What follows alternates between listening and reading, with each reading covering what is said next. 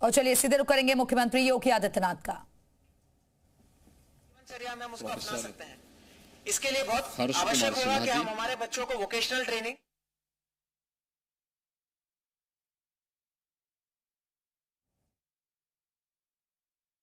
गोरखपीठ में राष्ट्र और समाज से जुड़ी हुई उन ज्वलंत मुद्दों को लेकर के जो स्मृति व्याख्यानमाला प्रारंभ हो रही है, आज उसका शुभारंभ हुआ है और इसमें मुख्य अतिथि और मुख्य वक्ता के रूप में अभी आपको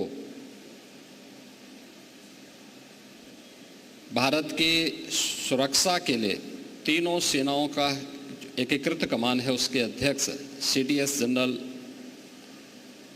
अनिल चौहान जी का योग्य मार्गदर्शन प्राप्त हुआ है। मैं सबसे पहले आयोजन समिति की ओर से उनके गोरखपीठ में आगमन पर हृदय से धन्यवाद ज्ञापित करते हुए उनका इस महत्वपूर्ण उद्बोधन के लिए हृदय से अभिनंदन करता हूं, उनका स्वागत करता हूं।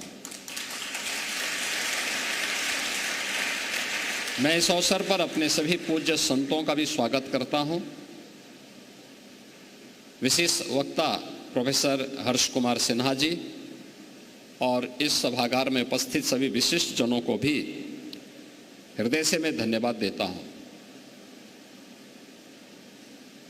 ये स्मृति व्याख्यानमाला गोरखपीठ के आचार्य द्वय ब्रह्मलीन महंत दिग्विजयनाथ जी महाराज तथा ब्रह्मलीन महंत अवैद्यनाथ जी महाराज की स्मृति में प्रतिवर्ष आयोजित होते हैं। अलग अलग समाज और राष्ट्र से जुड़ी हुई उन ज्वलंत मुद्दों को लेकर के हम चर्चा करते हैं और उस क्षेत्र के विशेषज्ञों को आमंत्रित करके इन मुद्दों में वर्तमान पीढ़ी को और भावी पीढ़ी को मार्गदर्शन प्राप्त हो सके, इसका एक प्रयास एक धार्मिक पीठ के माध्यम से किया जाता है। क्योंकि आचार्य द्वय महंत दिग्विजयनाथ जी महाराज और महंत अवैद्यनाथ जी महाराज का पूरा जीवन न केवल आध्यात्मिक और धार्मिक जगत के लिए बल्कि राष्ट्र के लिए समर्पित था। उन्होंने पांथिक संकीर्णता से ऊपर उठ करके भारत और भारतीयता के हित में जब कभी भी कोई आह्वान हुआ तो उसमें बढ़ चढ़ करके भाग लिया और इसलिए उनकी पुण्य स्मृति में जब व्याख्यानमाला उनकी पुण्यतिथि के अवसर पर आयोजित होते हैं तो इसके दोनों पक्षों को हम लेकर के चलते हैं। 7 दिवसीय कार्यक्रम में पूर्वाह्न में समाज और राष्ट्र से जुड़े हुए मुद्दों पर चर्चा परिचर्चा और अपराह्न में आध्यात्मिक धार्मिक कार्यक्रमों के दृष्टि से कथा ज्ञान यज्ञ के आयोजन के साथ गोरखपुर के श्रद्धालु जुड़ते हैं।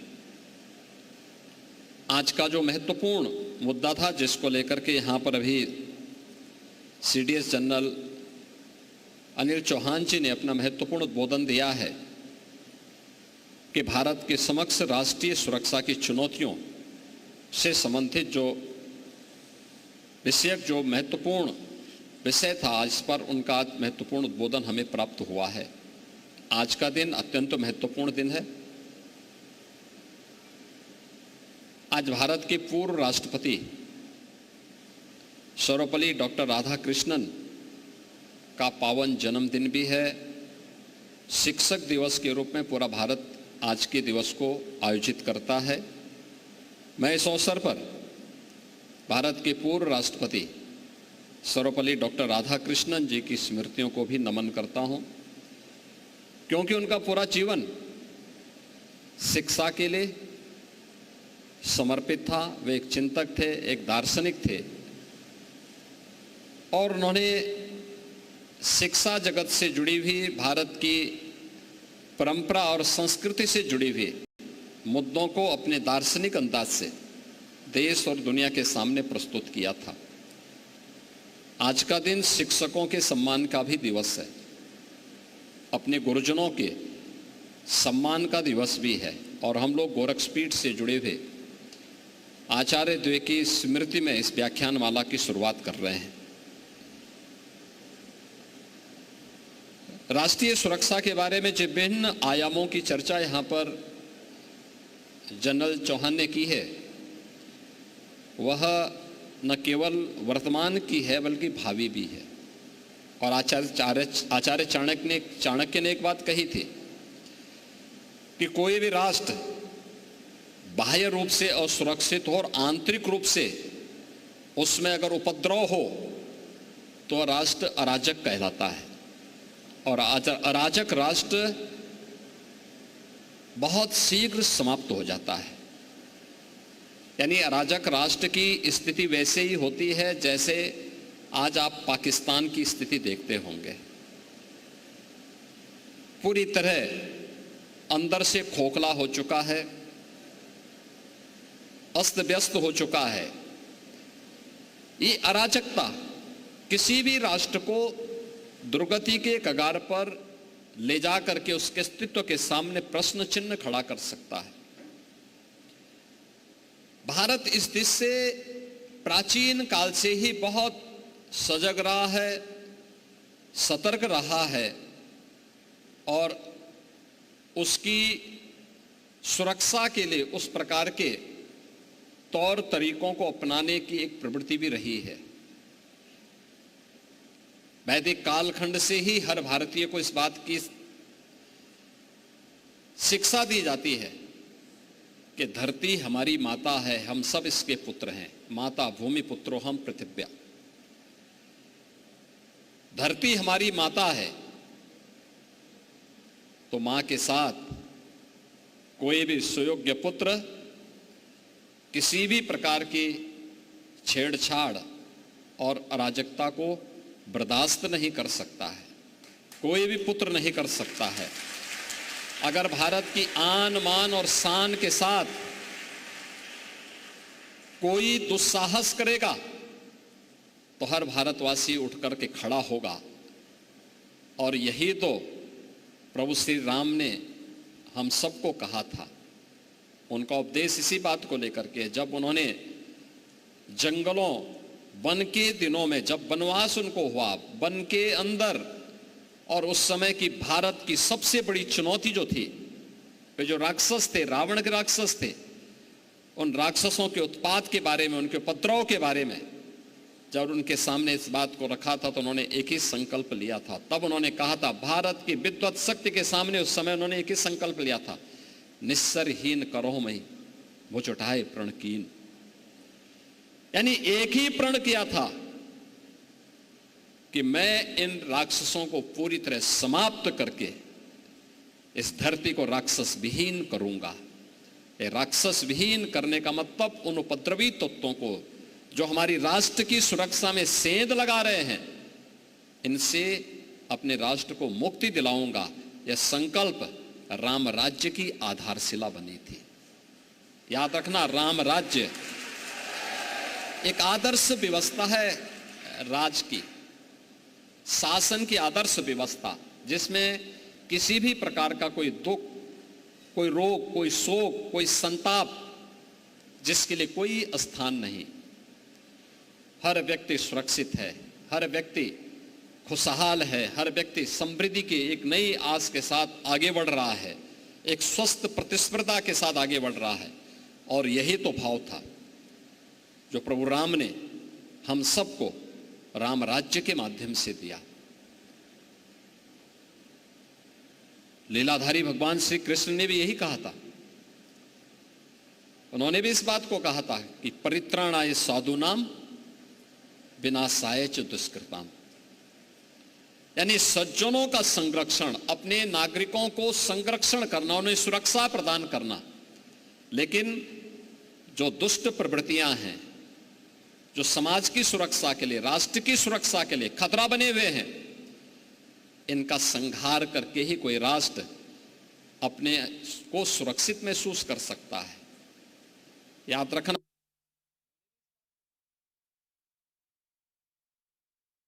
विनाशाय च दुष्कृताम। यानी सज्जनों का संरक्षण, अपने नागरिकों को संरक्षण करना, उन्हें सुरक्षा प्रदान करना। लेकिन जो दुष्ट प्रवृत्तियां हैं, जो समाज की सुरक्षा के लिए, राष्ट्र की सुरक्षा के लिए खतरा बने हुए हैं, इनका संहार करके ही कोई राष्ट्र अपने को सुरक्षित महसूस कर सकता है। याद रखना, समृद्धि के लक्ष्य को सुरक्षा के माहौल में ही प्राप्त किया जा सकता है। और विकसित भारत की इस परिकल्पना को साकार करने के लिए प्रधानमंत्री जी ने जो हर भारतवासी के सामने अमृत काल के दौरान देश की शताब्दी महोत्सव के जो लक्ष्य हमारे हैं, उनमें जो उन्होंने पंच प्रण का संकल्प भारतवासियों को दिलाया था, वे पंच प्रण में भारत की सेना और भारत की वर्दीधारी उन जवानों के प्रति सम्मान का भाव रखना, उसमें से एक संकल्प है। क्योंकि राष्ट्रीय सुरक्षा, आप सुरक्षा का एहसास तब आप अपने जीवन में सुख की नींद इसलिए सो रहे हैं क्योंकि एक सैनिक मोर्चे पर खड़ा होकर के -50 डिग्री टेम्परेचर में खड़े होकर के आपकी सुरक्षा के लिए वहां खड़ा है। तब आप सुरक्षा का एहसास कर पा रहे हैं और चैन की नींद सो रहे हैं। देखो, आप सुरक्षा का एहसास आपको इसलिए हो रहा है, आप अपने घर में इसलिए चैन की नींद सो रहे हैं क्योंकि एक जवान अपने मोर्चे पर खड़े होकर के लगातार सजग होकर के आंतरिक और बाह्य सुरक्षा के प्रति, पूरे देश के प्रति अपने कर्तव्यों का निर्वहन कर रहा है। तो उनके प्रति इस दायित्व का निर्वहन करके सुरक्षा के उन लक्ष्यों को प्राप्त करने में हम भी योगदान दे सकते हैं। भारत की सेना दुनिया की सर्वश्रेष्ठ सेनाओं में से है। देश काल और परिस्थिति के अनुरूप वह भी अपनी रणनीति बदलती है। युद्ध के तौर तरीके बदले, हर स्तर पर बदले हैं, बदले जाते हैं। अलग अलग समय में कब सर्जिकल स्ट्राइक हो, एयर स्ट्राइक हो, या पहलगांव के बाद ऑपरेशन सिंदूर हो, आपने सब में देखा होगा कुछ ना कुछ बदली हुई परिस्थितियों में हम लोगों ने सफलतम इन ऑपरेशन को करके दुश्मन को उसकी सीमाओं का एहसास कराया है, उसको उसकी सीमाओं में रहने के भाव के साथ इसका एहसास भी कराया है। और ये तभी हो सकता है जब पूरा देश एकजुट होकर के अपनी रक्षा सेनाओं के साथ खड़ा होता है। आज का यह कार्यक्रम,